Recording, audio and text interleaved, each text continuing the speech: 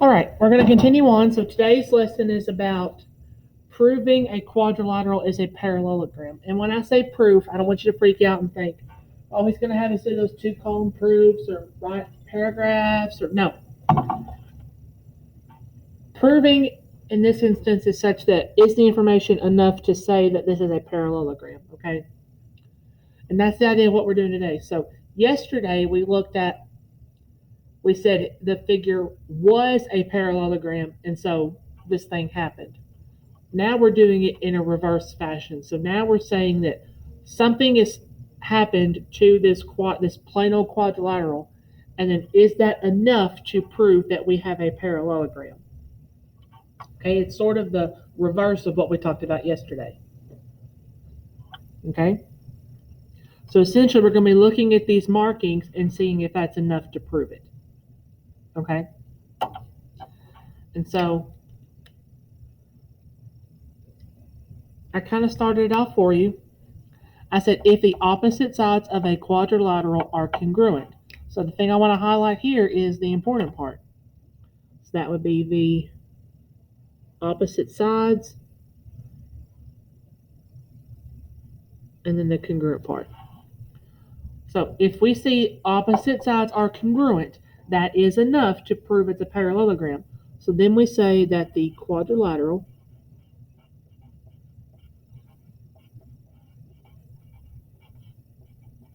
is a parallelogram.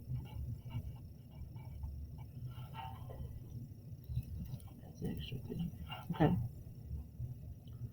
So this is the reverse of what we said yesterday. Yesterday we said if it was a parallelogram, then the opposite sides are congruent. Okay, that's why it's called a converse. A converse in math means you take a statement and you reverse it. All right. So the second thing is if the opposite sides of a quadrilateral are congruent. So if we see that the opposite sides are congruent, that's enough to say that the quadrilateral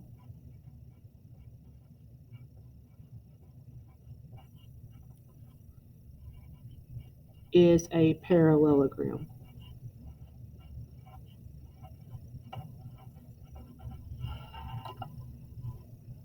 Okay? And then the next picture looks like this. So it looks like that the diagonals have been bisected. So then we say if the diagonals bisect each other, if our quadrilaterals diagonals do that, then the quadrilateral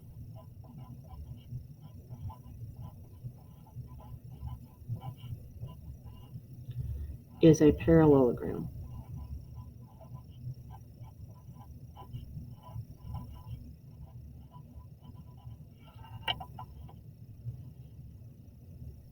Okay, now this last one we did not talk about yesterday. It actually comes up here because it's kind of a special case.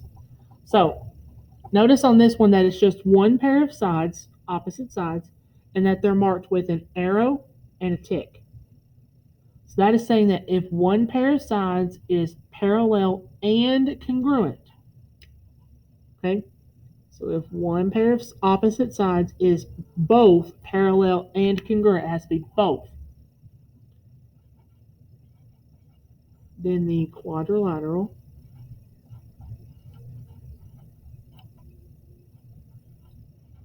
is a parallelogram.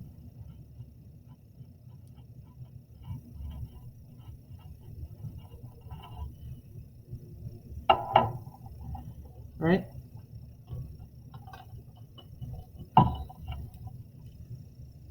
So we're essentially going to look at the markings or make our own markings and see if, and state if that's enough to say it's a parallelogram or not. Okay. Also, remember to keep in mind the definition of a parallelogram. Remember the definition is that it has two sets of parallel sides. You could also use that instead of one of these. Okay. So now what we've got here is I've given you a figure. We don't know it's a parallelogram, so keep that in mind. We don't know it's a parallelogram. We're trying to prove if it is using this information. Whatever this tells us, we're going to see if this is enough. And so what I'm going to do is I'm going to take the information and mark up the picture. Okay?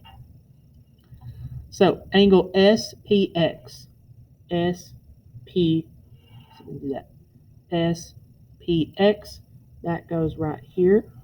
So put a little arc there. TMX, TMX, so that one goes right there.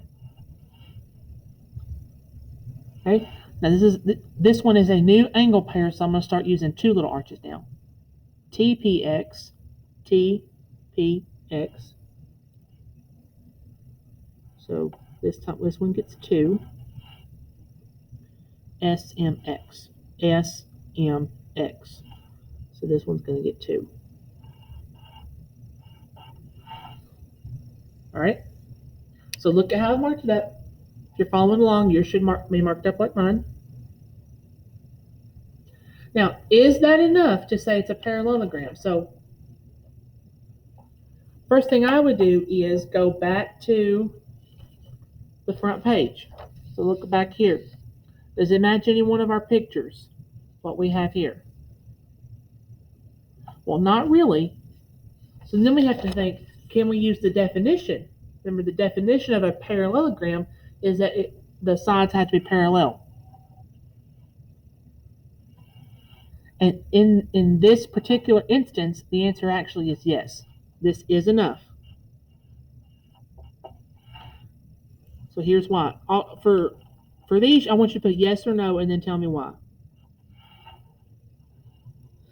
So this one's kind of a strange case. What we have marked here are alternate interior angles. That is forcing this pair of sides right here to be parallel. And then it also forces this pair of sides to be parallel.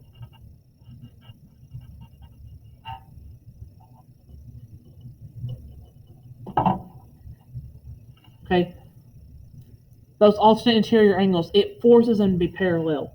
So what I would say is the alternate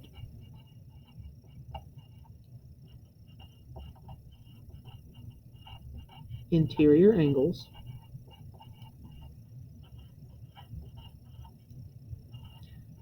force the sides to be parallel.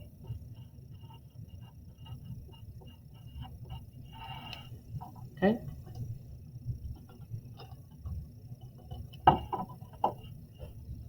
That's kind of a weirder one. The other one shouldn't be too bad. All right. So again, same question, different information. So SX is right here. XT right here. And then SM, that's up here. PT right here. So based on that information, is that enough to say that we have a parallelogram? So we think about it. We have one of the diagonals is cut in half. The other one is not. So we can't say that the diagonals bisect each other. And we have one pair of sides being marked congruent, but we don't have both. We also know nothing about the angles as far as the opposites are congruent or not. We don't know that. So for this problem, the answer is no, we don't have enough. So we need more information.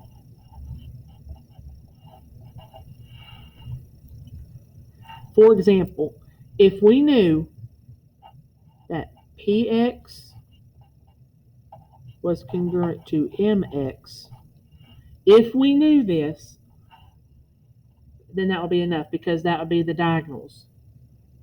Okay, that's just one example of extra information we could have that would work.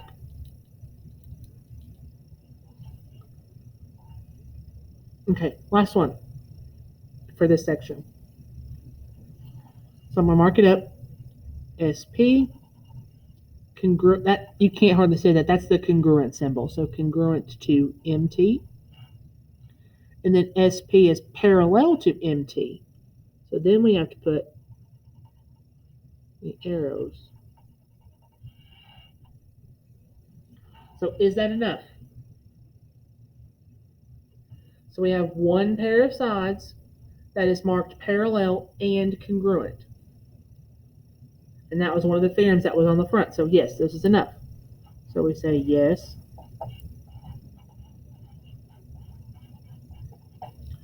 One pair of opposite sides is parallel and congruent.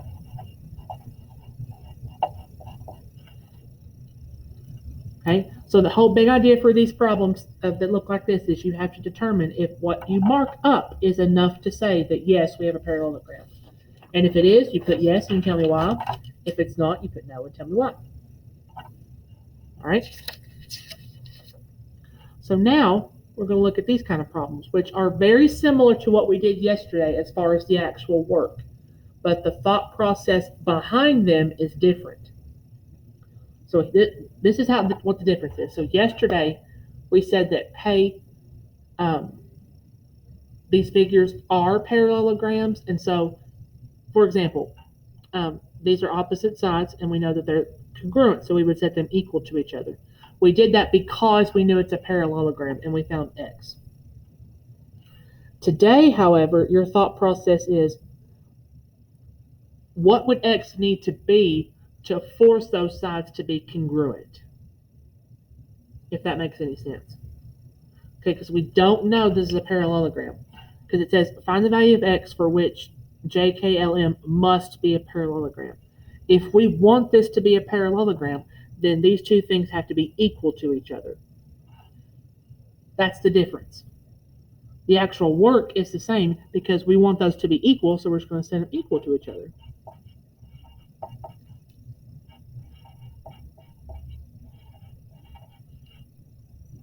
All right, and we start solving. So I'm going to move the smaller x. So negative 2 equals 5x minus 22. Add 20. Add 20. Oops, not 20. 22.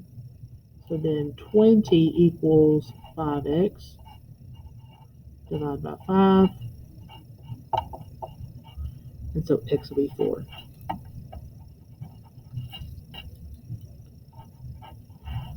Okay, so when x is 4, they're equal and we have a parallelogram. If x is not 4, then it's not a parallelogram.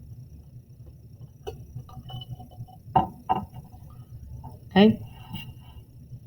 This one actually involves same side angles, which we didn't talk about on the front, but it's okay. We know that the same side angles are they want to be supplementary, which means they add up to 180. So we're going to take these two,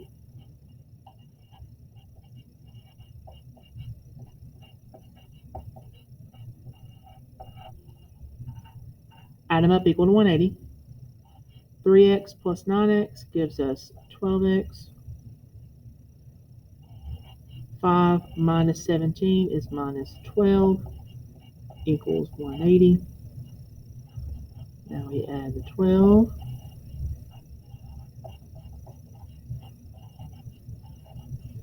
12x equals 192. Divide 12. I'm squeezing it in. And x should be 16 when you do the division. So when x is 16, it forces those to be supplementary. If it's not 16, it's not going to be supplementary. It's not going to equal 180. And then last one. So we have opposite angles here. And if we want this to be a parallelogram, the opposite angles have to be congruent or equal. So we're going to set those equal to each other and see what the x value has to be.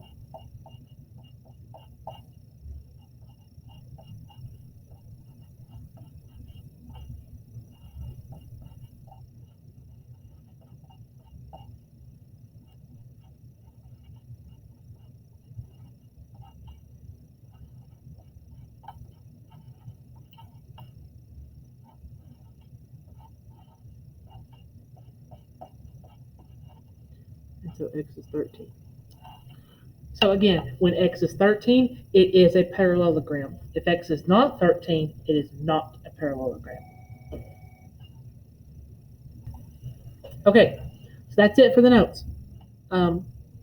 It's very similar to what we did yesterday, so if you understood yesterday's work, you shouldn't have any problems. But make sure we watch the video, we complete the assignment, and then as always, if you need help or have questions, let me know.